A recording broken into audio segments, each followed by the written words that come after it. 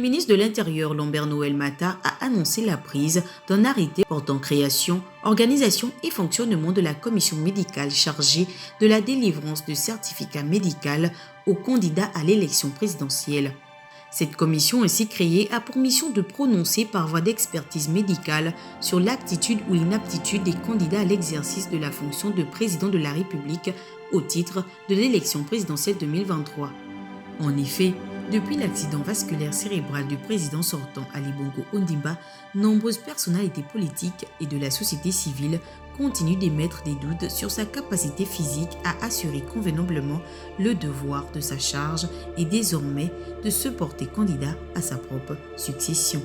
Madame Paulette Missambo, présidente de l'Union nationale, candidate à l'élection présidentielle du 26 août 2023. Madame, bonsoir. Bonsoir, monsieur. Une célèbre citation de Fabien Sullivan grand-fils, une citation que nous connaissons tous, dit, je cite, « Derrière chaque grand homme se cache une femme ». Fin de citation. Pourquoi, selon moi, ne pourrait-on pas dire « Derrière un grand homme se cache une grande dame ». Après tout, si l'homme est grand, c'est en partie grâce à elle. Retenons bien que la femme est celle qui donne la vie, qui la protège et qui la propulse. C'est tout simplement celle qui porte le monde. Le projet de société de Paulette Missambo, qui une fois élue à la présidence après les élections présidentielles de 2023, en est un. Une preuve certaine. Comment vous vous portez? Je pourrais aller mieux, je dirais, si la situation globale du pays me rassurait. Or, il se trouve que véritablement notre pays est en crise et l'annonce du calendrier électoral faite par le Centre gabonais des élections ne rassure guère parce que pour la première fois dans l'histoire du Gabon, 3 élections vont être organisées en même temps sans que les électeurs aient été ni informés, mieux formés à cet exercice, ce qui me paraît extrêmement difficile. Ça, ce que je peux vous dire, c'est que c'est inédit. Dans l'histoire du Gabon, c'est la première fois qu'on va organiser 3 élections en même temps. Donc personne n'a été préparé à cela. Le ministère de l'Intérieur et le Centre gabonais des élections, qui sont chargés d'organiser les élections, aucune de ces institutions n'a préparé les Gabonais à cela. Donc comme on l'a vu déjà avec les inscriptions sur les listes électorales, c'est là présage d'une pagaille sans nom à l'avenir. Et donc nous attendons de savoir comment ça va se passer, parce qu'on ne l'a jamais fait. Autant en 2018, on a expérimenté l'élection législative couplée à l'élection locale. Donc si ça avait été cela, oui, on pourrait dire les Gabonais l'ont déjà essayé. Et l'élection présidentielle est une élection majeure. Je crois qu'il est imprudent de la coupler avec 2 autres élections. Donc en ce qui me concerne, c'est une inquiétude parce que nous ne savons pas du tout comment ça va se passer. Et pourquoi cette option? On ne peut pas parler des moyens puisque dans le budget de l'État, il y a eu une inscription importante, plus de 100 milliards pour les élections. Donc ça ne peut pas être la raison financière. Ce qui a motivé ma candidature, c'est la situation de notre pays.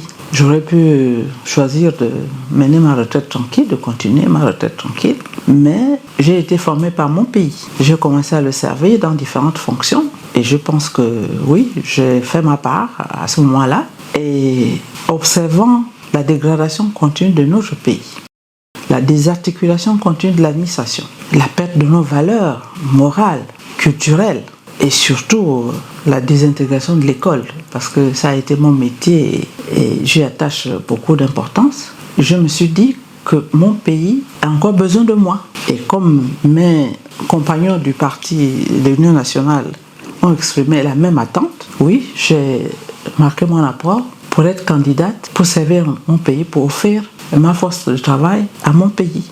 Et en cela, oui, notre pays a besoin de tous ses enfants pour le restaurer. J'ai l'habitude de dire des compétences, il y en a partout.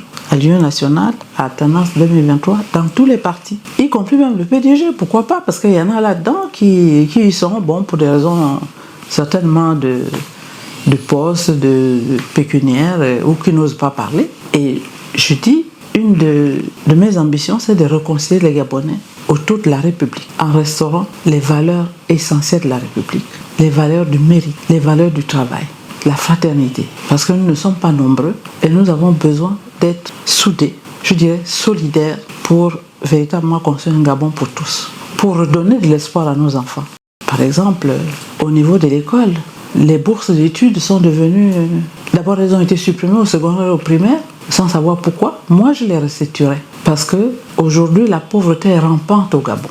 Et ça ne devait pas exister dans un pays riche comme le nôtre. Et la République solidaire dont je rêve, celle qui a fait de moi ce que je suis et bien d'autres, c'est la République qui protège ses citoyens, qui donne des capacités à ses enfants et donc des bourses d'études du secondaire au supérieur, afin de leur donner des rêves de réussite à nos enfants. C'est la République impartiale qui permet à chaque Gabonais qui travaille et qui le mérite d'avoir l'emploi dont il rêve. Parce qu'aujourd'hui, le chômage des jeunes est à 40%, dont beaucoup de diplômés, ceux qui ne se connaissaient pas au Gabon. Et donc, nous devons y faire face. Et si je suis élu, oui, j'instituerai une allocation chômage pour les jeunes qualifiés et diplômés. Parce que ça leur permet, effectivement, de pouvoir construire leur vie et être enthousiaste pour construire notre pays. Oui, je ferai en sorte que la solidarité nationale qui a commencé à s'organiser par des caisses de la CNSS, la CNAMGS, que ces caisses soient mieux organisées parce qu'elles sont toutes en faillite alors que c'était une avancée pour le Gabon. Oui, je ferai en sorte, et c'est possible, qu'il y ait un plan d'urgence pour les infrastructures, les routes, le chemin de fer, les écoles, parce que toutes les écoles que j'ai conçues ont été transformées en lycée et depuis, où vont les enfants qui vont au primaire? L'école de qualité doit se penser depuis la maternelle jusqu'au supérieur. Et c'est pour ça que quand j'étais à l'éducation, j'ai fait en sorte qu'il y ait le même plan pour toutes les écoles du primaire au secondaire. Et faire aussi en sorte que nos hôpitaux, qu'il y ait des hôpitaux, on a conçu des hôpitaux régionaux, oui, mais aujourd'hui, qui manquent de personnel technique, qui manquent de personnel. À l'époque, j'avais initié la création de l'Institut, l'INFAS, l'Institut de la Santé, pour favoriser, promouvoir les soins infirmiers. Parce qu'on a besoin de personnel de santé de qualité et en nombre suffisant. Que ce soit pour les hôpitaux régionaux, mais aussi des hôpitaux de proximité. Et bien sûr que les médicaments soient disponibles. Je pourrais continuer comme ça. En fait, dans tous les domaines, notre pays a besoin d'être restauré. Et mon ambition, c'est d'amener les Gabonais à se réconcilier. Parce qu'on sent la colère qui monte. On sent les divisions qui montent. Alors qu'il est possible de remettre les Gabonais ensemble pour redresser leur pays. Et c'est à cela que j'invite mes compatriotes. C'est pour cela que je me suis présenté à cette élection présidentielle. Pour dire à nos compatriotes, oui, ensemble, on peut construire un Gabon meilleur. Le Gabon pour tous qui a toujours été l'idéal de l'Union nationale. Je pense que mes compatriotes me connaissent. Peut-être les plus jeunes ne savent pas ce que j'ai fait, mais entre ceux qui ont la trentaine aujourd'hui et qui sont un peu plus âgés, oui, ils savent que chaque fois que j'ai été en responsabilité, je l'ai fait avec dévouement en mettant l'intérêt général de notre pays en avant. Et donc, oui, je pense avoir les aptitudes et la capacité de pouvoir répondre aux attentes des Gabonais, évidemment, avec l'apport de tous nos compatriotes, parce qu'une fois élu, oui, je réunirai l'ensemble de nos compatriotes pour qu'ensemble on décide de ce que sera notre pays. Et je les invite à me croire, à me faire confiance et à travailler avec moi dans ce sens. Nous avons besoin d'être ensemble, de nous respecter, de favoriser l'expression libre tout en mettant au centre de notre action le Gabon d'abord. Donc ça c'est la première chose. Ensuite, bien évidemment, il y a un plan d'urgence qui doit être fait pour les infrastructures parce que nous voyons que partout ça craque. Je l'ai cité, la route, le chemin de fer, l'aviation, on n'a même plus de compagnie aérienne. Le Gabon a eu tout ça. Donc c'est possible. Et nous avons des ressources, j'allais dire, c'est pas infini, mais enfin importantes. La première ressource, c'est la ressource humaine, à mon sens. Je mets l'homme au cœur de mon action parce que c'est l'homme qui fera que s'il y a une meilleure gouvernance, une gouvernance transparente, à ce moment-là, si le Gabon est bien géré, oui, nous pouvons construire un Gabon prospère, favoriser le Gabon des services comme vous faites, parce que c'est l'avenir du monde, pour créer des emplois pour les jeunes. Donc, bien sûr, l'économie, oui, nous faisons appel à la coopération internationale. Il faut que cette coopération soit une coopération gagnant-gagnant, que notre pays puisse tirer les bénéfices de toutes les matières premières qui sont exploitées sur notre sol. Et donc, il suffirait pour ça d'abord de créer un climat favorable aux affaires. Parce que souvent, c'est ce qu'on reproche au Gabon. Créer un climat favorable aux affaires pour rassurer les investisseurs par la bonne gouvernance, par la qualité de nos ressources humaines et par l'engagement, le patriotisme de nos compatriotes. Et puis, il y a aussi un côté qu'on oublie souvent, le côté culturel. Oui, c'est important. Nous devons savoir d'où nous venons pour mieux construire notre chemin. Et donc, redonner une place à notre culture, récupérer nos biens culturels qui ont été pillés, puisqu'aujourd'hui, cette possibilité a été ouverte à tous les pays des anciennes colonies. Je pense que c'est important. Parce que le Gabon est un de ces pays, vous suivez souvent, il y a des biens culturels qui sont vendus à des prix incroyables sur les places du monde. Donc là aussi, c'est une voie qu'il faut ouvrir pour le Gabon, protéger ses biens culturels, mais aussi favoriser que cette culture soit protégée, encouragée, parce que ce n'est qu'en mettant en exergue notre propre culture que nous pouvons mieux nous imprégner des cultures, des apports des autres. Parce que si on prend ceux qui viennent d'ailleurs sans filtre, parce que notre soubassement culturel a été détruit, à ce moment-là, nous nous vidons de notre identité culturelle.